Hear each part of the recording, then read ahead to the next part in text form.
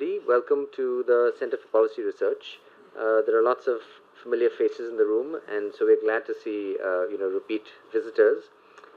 This is the 10th in a series which we have called Clearing the Air, but with a question mark. So Rohit's title is Clearing the Air without the question mark, so we'll see if that makes a difference. And our objective in doing this series was really actually to try and pull together information and curate that information with regard to air pollution. So we talked about sources, health impacts, then dug deeper into each of the sources. Each of these seminar series is up on the web.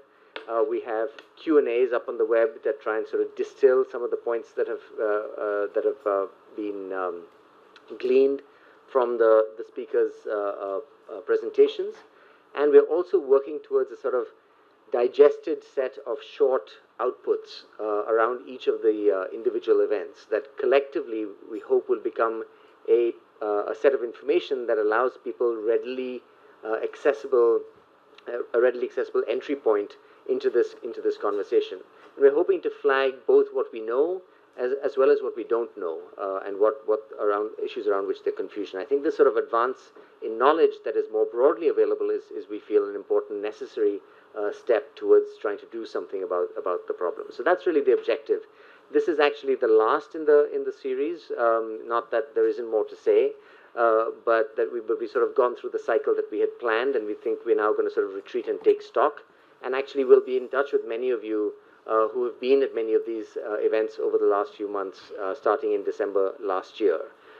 So we're hoping to sort of figure out now how to actually digest and then present this material for broader consumption. And we'd love to hear from many of you who have ideas. And indeed, today's series is really about that transition to broader public conversation. It's titled Civic Engagement with Air Pollution. And we'd like to actually, towards the end of the session, get some feedback from the audience, the speakers as well as the audience, as to how we move to this next piece of the work. My colleague Shibani Ghosh here, we've been co-coordinating this effort, so we'll sort of go back and forth in terms of managing today's session. But let me just first introduce the speakers that we've got. And we're delighted to have three people who can really help us grapple with the questions I laid out. So I'm going to introduce each of them. Each of them is then going to talk for maybe about 10 minutes, and then we'll move into a more sort of conversational mode, first between the panelists, and then sort of with the broader audience. So very quickly, let me introduce each of the speakers. We're very delighted to have Dr. Rohit Negi, who's an associate professor of urban studies at Ambedkar University. So Rohit is trained as an urban planner and geographer, and has been a collaborator on the very intriguingly titled The Asthma Files project since 2016, which brings together scholars and practitioners to advance understanding and efforts to address environmental public health challenges. So really, his work speaks in a very central way to what we're trying to do here today. Next to Rohit is Mr. Ashutosh Dikshit, who's the CEO of Urja, the United Residents Joint Action, which is the apex body of RWAs in Delhi. So Urja has been around since 2005, represents 2,500 RWAs. So a very sort of large and powerful voice of, as this bio states, about 5 million residents in India. Ashutosh has also founded a group called the Citizens Alliance, along with other professionals, architects, economists, and so on. And they work to mobilize RWAs and interact and represent their points of view. So again, Ashutosh is extremely well. His background is absolutely central to the conversation we want to have today. And finally, we have Chetan Bhattacharjee, who's managing editor at NDTV. So I think the media voice in this is absolutely critical, because the ability of the media to reach a large number of people as compared to a small think tank or a mid-sized think tank like ours it's a whole different game. And so Chetan, who has 20 years of experience in broadcast news, and we were very pleased when Chetan actually got in touch with us during this series and has expressed interest in this issue. We are very looking forward very much to hear his perspective as well. So with that very brief introduction, let me start with Rohit. 10 minutes each, and then we'll move into more of a discussion. Rohit, over to you.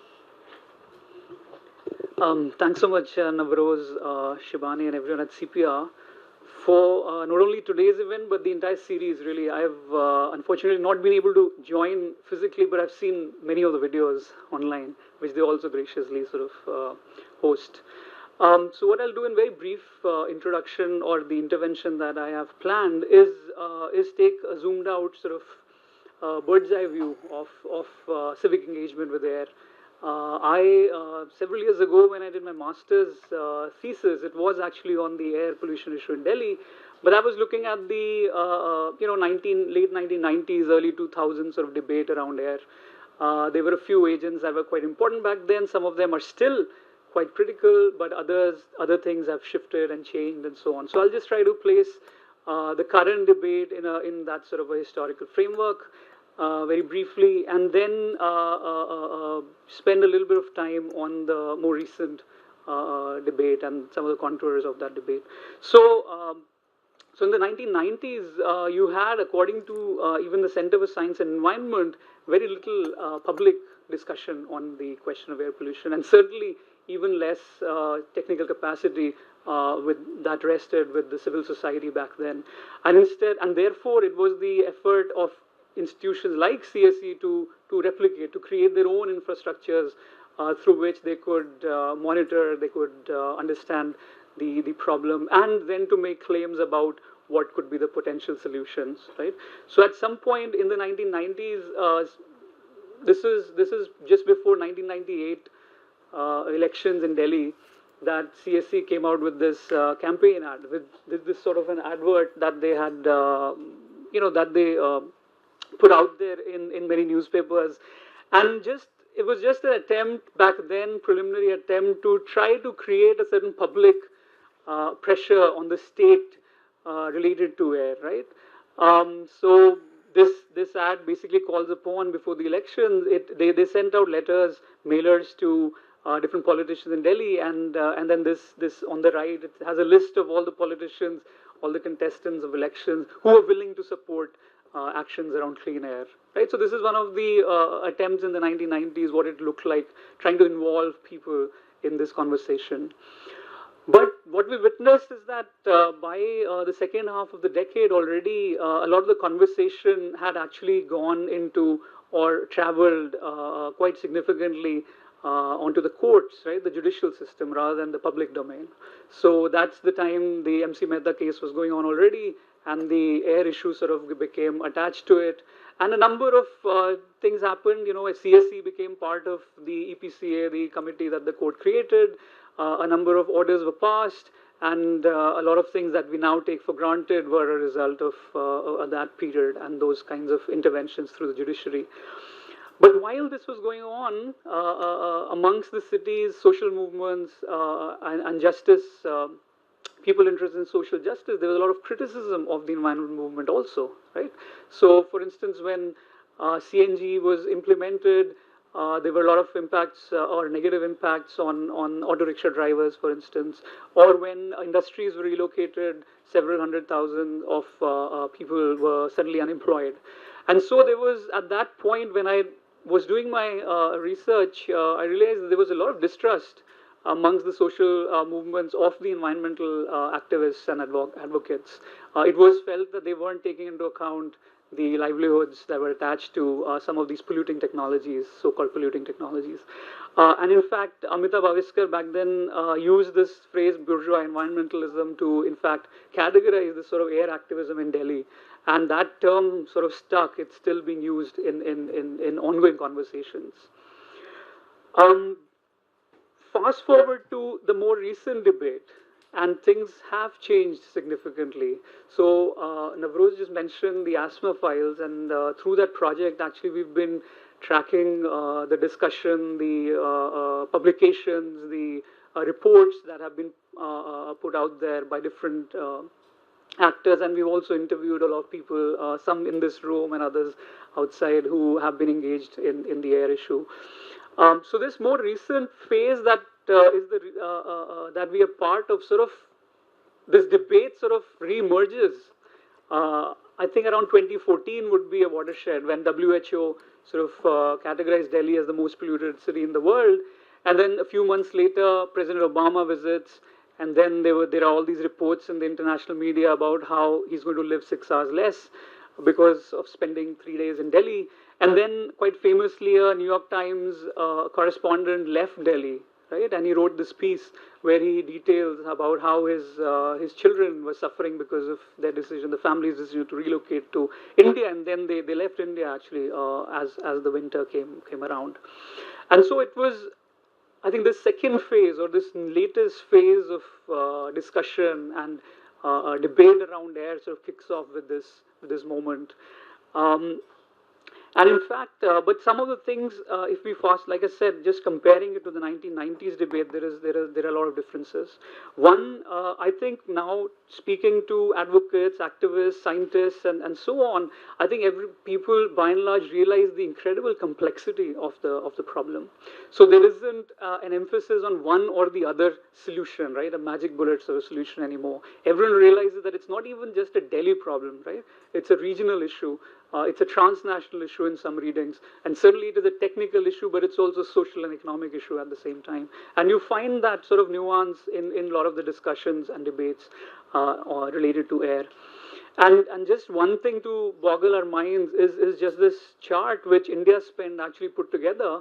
And this basically tracks the different studies related to Delhi's air pollution and the cause that they attribute it to. Right? So you can see here that depending on which study you are actually looking at, the proportion or the percentage contribution of cars or vehicular sector sort of goes from anything between 7-8% to 60%. Or from dust, it goes anywhere between 5% to again 58-59%. Right? So which of these is to be taken or used when you frame a policy or frame an intervention, right? So these are incredibly complex issues. There are a number of variables that enter into the picture. The seasonality is one, prevailing weather conditions another, wind direction is another, and so on and so forth, right? So this is now recognized, and even when there is a campaign around diesel, for instance, or trucks, which we have seen some organizations do, they also realize that it's only part of the problem, right? That cannot only be the one thing that we are mobilizing around. There's also been an incredible sort of explosion in terms of parties interested in acting around this issue. So you have the older groups like CSE who are still quite active.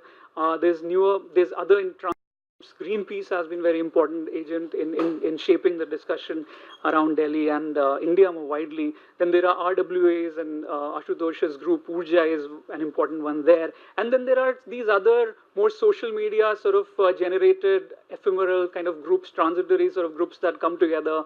A lot of them are sort of fueled by expatriates, many others by data scientists, data activists. So it's very individual that you would otherwise not associate with environmental activism, they are also now part of this larger space at the moment.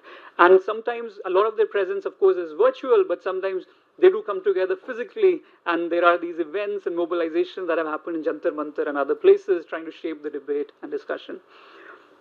There's also, even scientists are more vocal, we find, and medical practitioners as well, medical researchers as well. You find people writing, individuals from these groups writing op-eds, being part of discussion on television and elsewhere, trying to bring in the public health sort of dimensions of the picture, of the issue. A third thing that is very different from the 1990s is the role of the Delhi government or state more generally, right? So back then, the whole point of approaching the judiciary was that there was inaction or uninterest.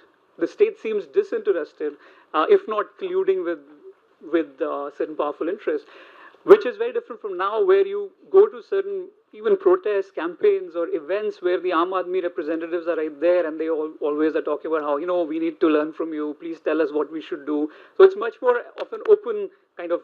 How that works in reality, that's a separate question. I welcome people to sort of share their experiences, but it's a very different sort of a landscape. So the judiciary is still quite important, but it's in some way it's not the primary space of action related to the air concern. A fourth thing is that we feel from our interviews and research and readings that there is a much more and direct acknowledgement of the class dimension of the problem. That it's that the advocates and other groups have taken that criticism that I shared earlier about elite environmentalism seriously. They've tried to engage with it. You can see that in the language, the vocabularies of publications, in terms of the interventions. Last time, the CNG and the industrial relocation were the central aspects of change. This time you had, clearly the blame of something like odd even lay very much in middle class consumption, right? So that's a marked change from where things were earlier, right? So in fact, middle class, which is supposed to be the vectors of India's growth story, right? Now they suddenly are blamed for where we are going, right? So that's a large scale sort of shift in terms of the discourse. Another thing that we find is that it's very difficult now to clearly distinguish between where the civil society ends, where the state begins, or is the and when you had campaign style media reporting, are they also activists now? What happens to the older kinds of understanding of where what each of these is supposed to do, right? So the boundaries between some of these different institutions are quite blurred at the moment in Delhi as far as air is concerned. So I know my time is up, but just the final part, what I want to do is, however, lay out 4 or 5 questions that we can all, collectively sort of reflect on that relate to the more current sort of civic engagement.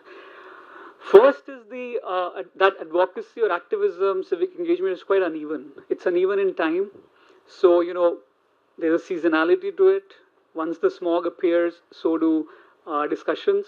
But there's also a space element to it. It's also uneven in space, right? So we have a very vibrant discussion in Delhi, but what about peri-urban Delhi, right? Who represents the voice of the peri-urbanites in this debate? What about the satellite towns, ring towns in the NCR alone? Who's representing their concerns in this debate? And in any case, advocacy itself has become quite tenuous in these times. Greenpeace has had trouble with the government. Many other institutions similarly are facing issues. A second thing is related to some of what you can say is alarmism in our engagement or our messaging, right? So where do you draw the boundary between a very considered sort of an opinion versus alarm related to air, right? Because some of the messaging that is out there now is directly by those who have a clear stake in selling masks and purifiers and other technologies that we are supposed to buy, right? So it's very difficult to sort of parse out between when you have this kind of social entrepreneurship. So what does or so-called social entrepreneurship? So it's very difficult to say where does someone's concern end and where do the profit interest sort of enter. A third thing is that the view of the people, so-called the people in a lot of our engagement, the civil society engagement, right? It seems to be from a lot of discussions that the people are unaware. They don't understand the risks of air pollution. They are not taking enough actions. But actually, our own work in certain neighborhoods in Delhi, including more particularly Okhla area, where we've been talking to people in that space, we realize that people are they do understand in general the environment they live in. But the question is that for them, leachate from a neighboring landfill or flooding during rain, toxic air, daily wages, or just finding a toll in the city, these are all part of a same sort of complex of risks that they face on an everyday basis. So how do you, when you engage and you enter into a space, how do you abstract just this one aspect of risk from people's lives and then ask them or implore them to then join you in that one thing? Are we keeping concerns around public health or even health infrastructures in mind when we appeal and when we campaign in these areas? There's very little. That's not been a priority of our sort of engagement and mobilization so far. So just to give you a sense of it, so in our English media, for instance, there's very nuanced sort of visualization, very nuanced sort of understanding of the situation. Just looking at this graph alone, you can see, okay, This compares monthly averages over the different months, and you can see how the different cities position. But when you look at the Hindi newspapers, there is very little nuance like that. In fact, it seems that they are simply transliterating the terminologies from English media, right? So you're using PM Kastar. What does that mean? It's not very clear from much of this. Then we did some sort of a little survey, in this area, and you realize, this is the Okla area, and you can see how people are living in this sort of environment. And this is the clean. This is just after the monsoon rain, actually. So it's not even the worst part of the year. And yet, the night time is worse in general, but in this area in particular, because you have this truck container depot in this area, and some thousands of trucks come in every night, and no one really knows how many. But people are forced to live with this, but when you speak to them, it's not necessarily the number one priority. If you list 5 priorities at the moment, 5 things that they ask the state or us to do with them, doesn't figure in the list. Including, we have spoken to the local MLA, and even he did not list. If we had started with a question on air, maybe he would have answered. But we started with a general question on concerns that they would want the state to focus and so on. Air is not amongst the top 5. So how do you engage with communities in this context? And finally, this is the kind of environment they live in, right? So this image is from just last year, but I don't know how it didn't make many newspapers or TV media. But you had some 400 girls in this neighborhood sort of had to be rushed to the hospital because overnight a container which had some chemicals which go into making pesticides sort of leaked. And that happened around 1:30 a.m., 1:30 at night. But these kids were going to school at 8 in the morning, and there was no way, no system through which they could have known. Right? They were reached, and then they felt the effects of it, and then they were taken to this. This is just an image we sort of crowdsourced from children in the neighborhood. Sort of what do they find to be an issue in the neighborhood, and this is the kind of image, the kind of thing that they point to, right? That they sort of want us to know. And then this is just the final thing. This is an image that we also got, and it's sort of we worked with a photo voice sort of a thing. And so we were told this is the stretch of the neighborhood that the kid likes being in, and he likes that there are some trees there, and he can bicycle in this area. But you can see also how sort of risky it is, right? If this is where you're spending your recreational moments, then you're also breathing in all kinds of toxins and dust and so on. So I guess that's where I'll leave.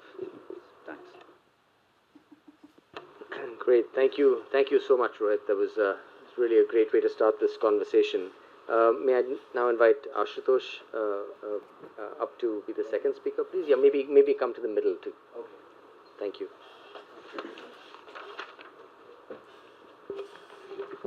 Thank you, Navrozji. Now, when we talk about engaging with the public, it's a difficult task. I'll make this a very informal kind of conversation. I don't really have a speech, so to make. When we hear about this, the assumption that public wants to engage too much into this is fallacious. They are concerned. They have notions about air pollution, but they have a life to live on a daily basis. So it's not as if the public is really going to be engaged on a very regular basis, no matter how well the civil society intends it to be. Secondly, when we hear the word civil society, the picture that emerges in most people's minds, including people like me, is of researchers, of people who work with data, who do source apportionment, who have causes, who write articles. But I come from a very different world. And I come from a world where there are people in an area that would, in say a municipal ward of 60,000 population, would be a total of about 150 people to 200 people. These are people who are influential in the local area, and we call them civil society, because they engage with the people on a daily basis over daily issues. It could mean stray dogs, it could mean that the gate has fallen, it could mean security issues, it could mean nali block ho gayi, it could mean a whole lot of daily traffic jam ho gaya ji, Is everybody comfortable with Hindi here? By and large, sort of understand a couple of words? Right. So that's the world. And there are people who want to have influence in society beyond their normal work. So this would include welfare associations, it includes market trader associations, it includes small-time political players, it includes school principals, it includes businessmen who hold the langar and the bhajan sandhya. They are people who wield influence. There are mandir committees, there are gurdwara committees, there is the church, imam of the masjid. Unbeknownst to you, they are interacting with people, and unlike experts from the civil society that we usually meet, you who interact with the bureaucracy, these guys would interact more with the politician. Now, there is a line, and a very clear line, between what civil society is represented, mostly by say Rohit, or what is represented by me, and that's it's a difficult point to bridge, but bridge it we must, for this to be taken down there. Now, the influence of these people in the local area is inversely proportional to the efficacy of the government. The more efficient a government is, these guys have lesser influence. Every time the government becomes inefficient, the influence of these people, the Mandir Committee, the RWA, market, will increase, because they will then intervene to sort out the problem.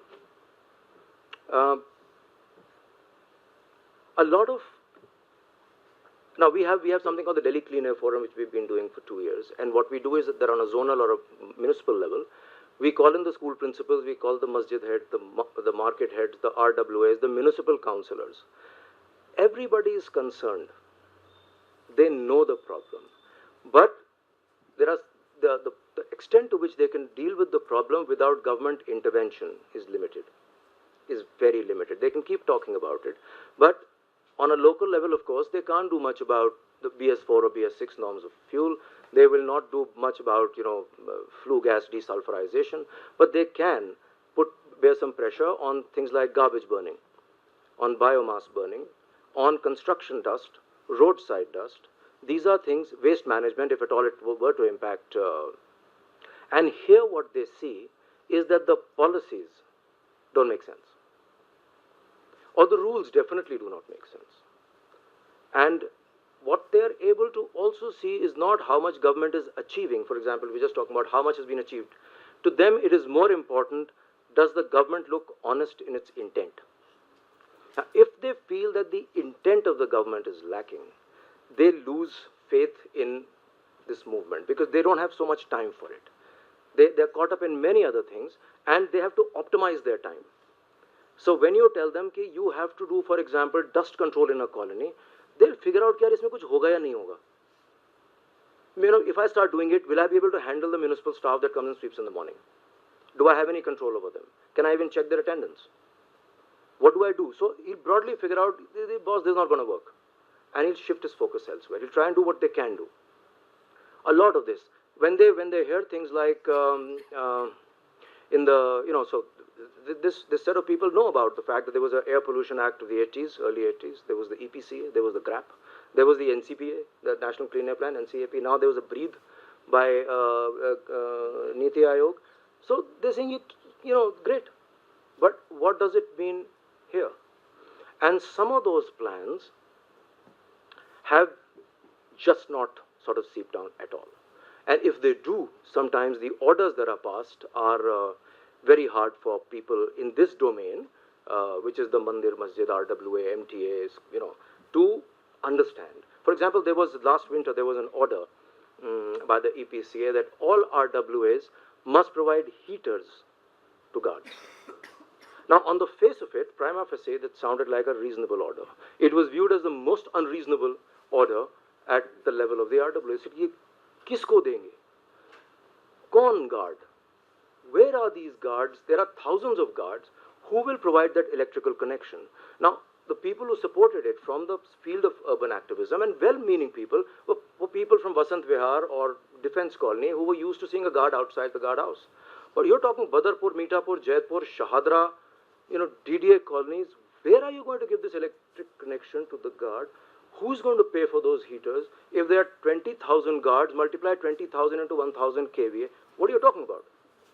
So it sort of doesn't gel. Now, they, of course, are not going to be able to provide you data to answer this.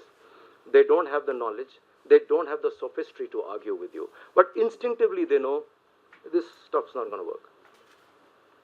What we had asked the government to do, on the contrary, was to ensure that the guards are provided with at least the bare minimum prescribed in law equipment to do guarding work, which means wind cheaters, jackets, right?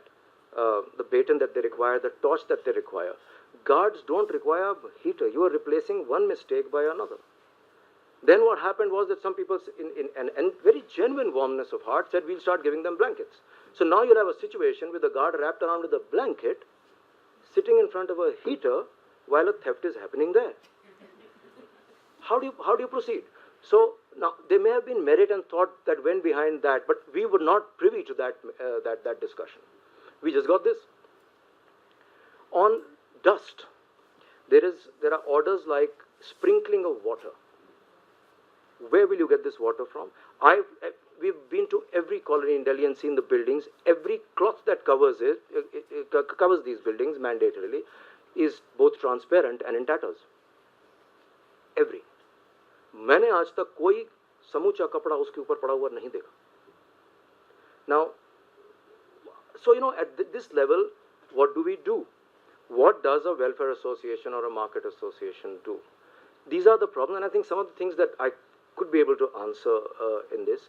So I think this lot of people, this 150 people per municipal ward, and we're talking about 60,000 people in Delhi, are very critical, ladies and gentlemen, to building a public discourse.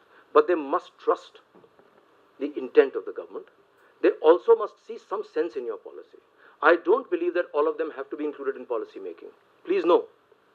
There is this whole idea that everything should go down to the public or policy. You're experts, please make it. And in Urja, very often there was this. Every time the government says, "Here is a policy. Please discuss." We say, "No. You implement. Don't discuss, because now we know that you will say discuss. I will send some suggestions. Somebody will say something else. It will go into another spin. वो discussion ही हो जाएगा. We are very scared of discussions and policy. Please act. Now, the groups that I represent can be critical to action. On the ground, they can also be critical to building pressure on the government.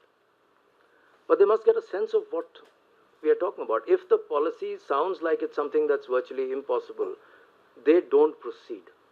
So even on stuff like now, I just want to illustrate to you.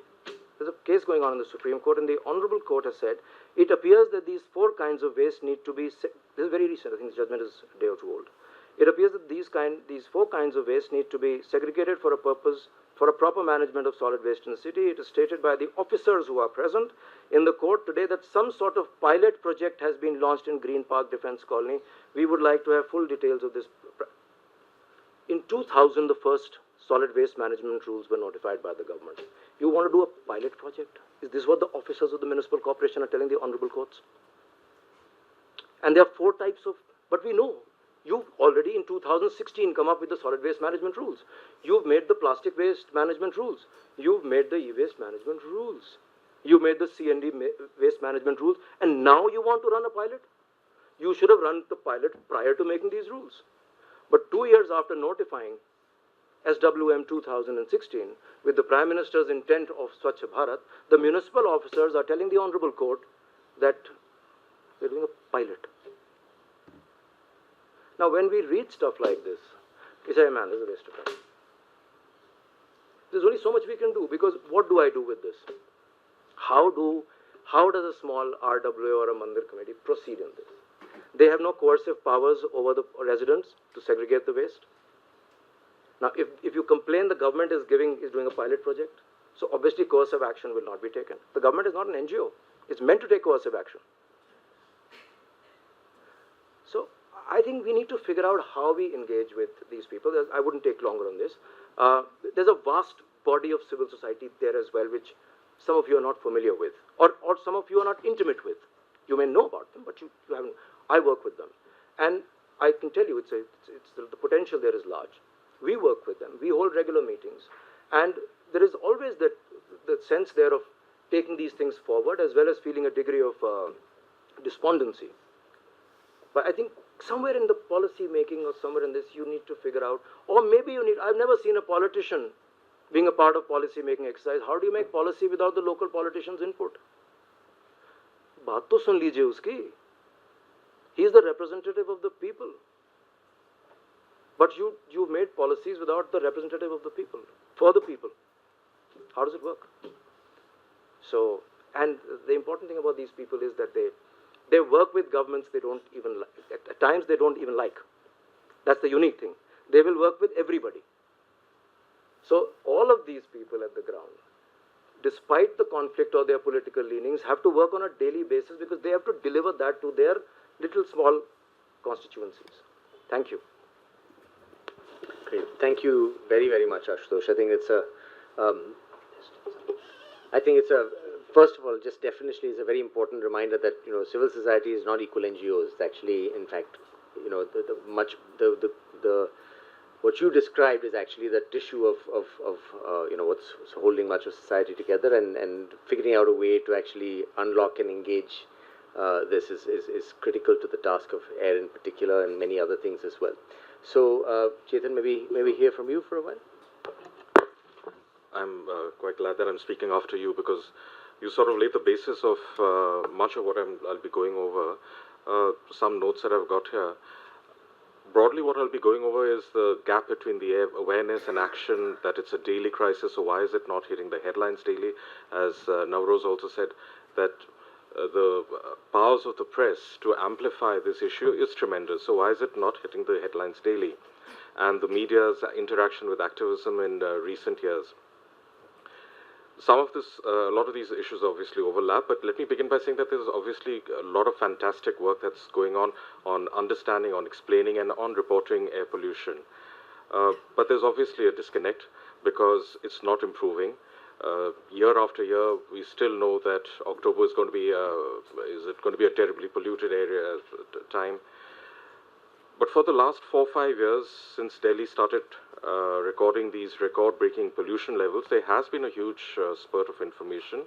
The sources of this information has been, of course, the media, but also government agencies, non-government scientists, data analysts, researchers, citizen groups. But the question I often find myself, and a lot of people ask, is what is the reach of this information? How many people are they reaching? Are they just talking are we all in an echo room? Maybe the echo room is growing every year, but effectively we are all talking, we all know what we're going to be saying, we all know what the issues are. And what is the impact of all this information? Now, the reach, of course, can be gauged by data analytics of websites, of television channels, of newspapers. But how do we increase this, and how can this be improved? Basically, what I'm trying to say is there's a connection that we need to make between the science and the impact, the reach. Now, obviously, the press has immense amplification advantages. Its reach will always be more than, say, a few groups, say on Twitter or on Facebook or think tanks, as you had mentioned. There will be some successful publications like Down to Earth, but these have really carved out a niche for themselves over the last couple of decades. So how do we bridge this gulf between information and air quality? Why doesn't it make it more to, say, the headlines or the front pages or to prime time? Why is that even as somebody I'm very deeply concerned about air pollution, mainly because of what happened to my kids. They've been on steroids every winter. They start off and it lasts for about 3-4 months. So that's how I got into this whole thing. But even as somebody who is in a position to push through this content on air pollution in prime time, we can't do this. It doesn't happen every day, because there's always some other pressing issue, like today it's Karunanidhi, the Muzaffarnagar story, the lynchings, and so on. The fact to remember is that several news desks, and this is something that those generating these studies, these scientific papers, that would do well to remember is that news desks, if they're targeted at news desks, they usually have limited resources. And even if they can invest in these stories on a daily basis, the fact is there's limited space. So what would make the cut? What kind of a story would make the cut, and how can the media change this dynamic? These days, of course, it's now air pollution, air quality has become a more acceptable phrase and acceptable story. And it's easier to convince a newsroom that this is a hard-hitting story, mainly because of the crisis that we've been through over the last several years. But the question is how to make use of this throughout the year. How will we do that? One solution, and this is obviously open for discussion, much of this is that a greater collaboration between scientists, who are obviously the bedrock of this movement, and other stakeholders like the media, citizen groups, and so on. This could involve reaching out to non-air quality experts and go beyond what I often see and describe as an echo chamber. Perhaps science communication has never been as important as it is today. Because what we need to do is help get over this chalta hai attitude. Now, you explained on how a lot of people are aware of the problem, but they don't know what to do with it, or they don't see much use in actually pursuing, say, the government policies. So how can we break that barrier? How can we convert this into a pressure point? One is obvious that each group, each publication resorts to social media, to Twitter, to WhatsApp. It's always debatable on what kind of impact that will have, whether it will get the impact that you desire, that you on the ground desire, or whether all the policies which seem good on paper but may not actually deliver on ground. And we know by instinct that a lot of that is not happening. We're not getting the results that we would like to see.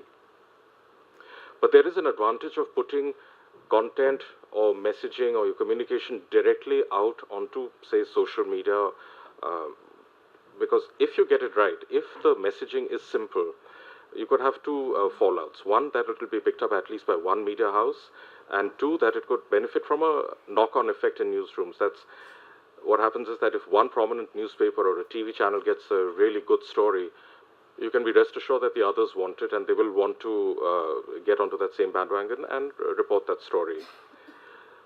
The advantage for the person who's putting that message out, supposing it's a scientist or a research group who's put out a document or some new information that they're really proud of, or that they really think matters, if that gets picked up, many more thousands, maybe lakhs of people will read about it. So that is one advantage. Now, one case in point was, of course, last week, which many of you might have seen. Dr. Arvind Kumar from Gangaram, he had come out with a report which grabbed a lot of attention because his message was A, credible, and B, simple to get.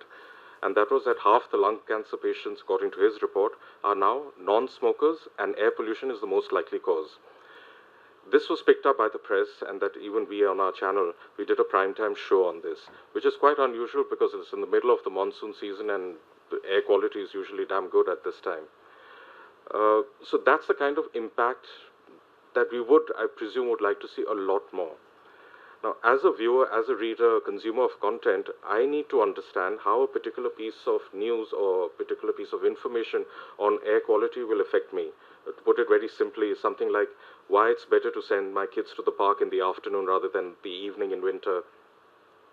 The viewer or the consumer needs to get this, or at least be hooked on in the first few seconds, because most people who are not heavily into this will not bother reading it beyond the first 2, 3, 4 sentences, especially if it doesn't strike them as being very of great interest to them. Here I'd like to flag at least one key target group, key in my understanding, and these are the parents of school-going kids. Kids are the most vulnerable. They're the guys, they're the kids, they're the ones who actually go out in the mornings. The elderly may not, another vulnerable group. So the idea would be to get parents on board, and that's possibly half the battle won, to increase civic involvement. Which brings us to another issue on whether the topic is Delhi-centric or elite-centric. So if we target this stakeholder group of parents, I think it would be also universal, because nowadays, given how bad the pollution levels are in Varanasi, in Alwar, parents there have the same concern as parents anywhere else. I can't imagine them being elitist in their concerns, or us being more elitist than them, or vice versa. And thanks to, in the last 3-4 years, what I've noticed happening is that the narrative of this Delhi-centric, this elite concept has been changing, largely because of a lot of second-tier cities have been mapped by air pollution monitors, and we've noticed that air pollution is pretty bad in Lucknow, Kanpur, Agra, and a lot of these places. So the stories have started coming out from there also on how bad air pollution is. Obviously, there's some impatience. For instance, in the early editions of the Clearing the Air seminars, I came across a couple of questions. One was, why don't people at large get that this is a daily threat, not limited to Diwali or crop burning episodes? The latest Economist had a couple of interesting data points on how 61% of the people in 38 countries identify climate change, a threat second only to ISIS. Might not be air pollution per se, but I don't know how many, if there's been a similar study in India, and how many people in India are concerned about air pollution. And WHO, I think, had said that over 99% of the population is exposed to unhealthy levels of pollutants. So the question I think we are trying to address is also, how do we get more citizens to be seized of this crisis? Because only mass concern will propel this higher as a priority. It may never match the demand for jobs, education, healthcare, food, and pretty much, I think, along the lines of what you were saying, the day-to-day challenges and risks that they face, like in Okhla you were mentioning. So in all this communication or messaging on air pollution, what is the action that we are seeking? Apart from the obvious one of reducing air pollution. Now, China did this recently. A report in the Lancet said that it's down some 33% PM 2.5 levels, which is staggering. One thing in that plan, APCAP plan of China's on air pollution prevention and control action plan, one of the 10 tasks that they listed out was clarify the responsibilities of the government, enterprises, society, and mobilize public participation. Now, of course, one is not advocating China's system of governance, but in India, seemingly the only institution that is really taking considerable action on this is the Supreme Court, much more than pretty much any government that I can tell, at least on the face of it. So I'd be inclined to argue, as many others have also, that we need a three-pronged approach, which is obviously easier said than done in this area. One, air pollution needs to become an election issue, even if it's in a limited way. We are now about 10 months away from the next general election. The manifestos of the, for instance, now if you look back at the manifestos of the winning parties in UP and Punjab, barely, neither had anything to much on how to tackle air pollution. And both states have pretty bad air days annually. The second is an outreach program, well, not the second, but part of the first one, but an outreach program. For instance, if we target just the constituencies, the Lok Sabha constituencies in the mega cities, there are 40 of them, or 40 or a little more than 40.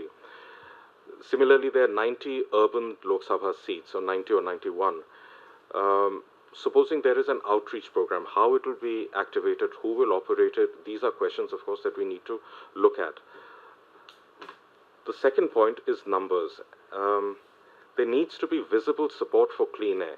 This could be groupings through apps or RWAs or parent groups on WhatsApp or other creative ways. The purpose would be to show everybody from our local councillors to the local MP that, look here, that there are X number of people, your constituents, who are concerned about air pollution. What are you going to do about it? It might not be, as has been pointed out, it might not be their number one priority, but it could be the the fifth on the list. It could be even the 10th on the list. Even that would be much higher than what it is just now. The third, and there's a fair deal of activism and investment in this, is an outreach to school. And obviously this is going to be it's a bit idealistic, but also it will pay off in the long run, which is talk to school children, engage with them regularly. There are already several groups which are doing this. The change, of course, might take a generation to come, but it will matter. It will help them. Offer them, show them alternate lifestyles, show them alternate technologies. And it's worth remembering over here that the ban on the firecrackers, which has now been going on for 2 years, it was triggered by 3 toddlers. They were about a year old when it was launched, and it may seem like a gimmick to a lot of people, but it did capture mind space. You know, that here are 3 children who've gone to court. It's a story that resonates with ordinary people. It might not matter much in the sense of science and hard facts, but it can piggyback on a story that everyone can relate to. Just about wrapping up the question of media and activism on air quality, I'm not entirely sure about what exactly is expected. There has been some intersection between the two. For instance, at NDTV, we did want to support the first round of odd even ban because it seemed like a good idea at the time. At least somebody seemed to be taking some action against air pollution. Times of India, I think, I also had a strategy or a campaign on air pollution. But one factor to remember over here is that any credible editorial team will have some concerns about tying up directly with any kind of an activist group. It is likely to be more, okay, you guys can have your event, or there might be a long drawn out campaign, and the media will come and cover that. But of course, suggestions are welcome over here. A more useful way for the cause of air quality is to have a more sustained media coverage. Now, it can't be headlines because you've seen there are a lot of problems with that. So unless there's a really strong story on a daily basis, that's not going to happen. But one way that we've been able to sustain this is actually just put out information on an hourly basis on the air pollution levels. This we began about 2 years ago, and the understanding is, I mean, it's not the understanding across the board is, the more information there is out there, the more people will talk about it. And the more people talk about it, the more they will start perhaps demanding answers or, take the issue up in their own spheres. One upside has been that every now and then that this data graphic gets sponsored. Now that to my mind means that advertisers see value in this issue. Why I'm bringing this up is because at some point there's a lot of need to, a lot of the air pollution, I mean, to put it bluntly, a lot of the air pollution is because of the type of economy we are in. They burn a lot of fossil fuels and so on. If we can somehow see value, businesses can see value both in clean air programs, in clean business practices, it can also sustain the effort to actually pay for some kind of a campaign to go beyond just an enclosed room, a few people, and make it more of a wider participatory issue. Because all this, frankly, quite honestly, does take revenue, does take money, does take funds. Another way to do this campaign in the media, if there's going to be some sort of a civic outreach, is to have sponsored campaigns. Publicizing and underlining a positive message that green business is profitable. For instance, in California, many of you might have read, is that emissions are down 13% since their 2004 peak, while the economy grew some 25-26%, which is again phenomenal. I don't see that happening in India anytime soon. There are a lot of issues that both of them have raised about this, but at least we can start pushing out a message that it is possible, it is happening, there are some sort of green shoots of this. This is now pretty much the notes, a few notes that I had made. Yeah. Great, thank you so much, Chetan.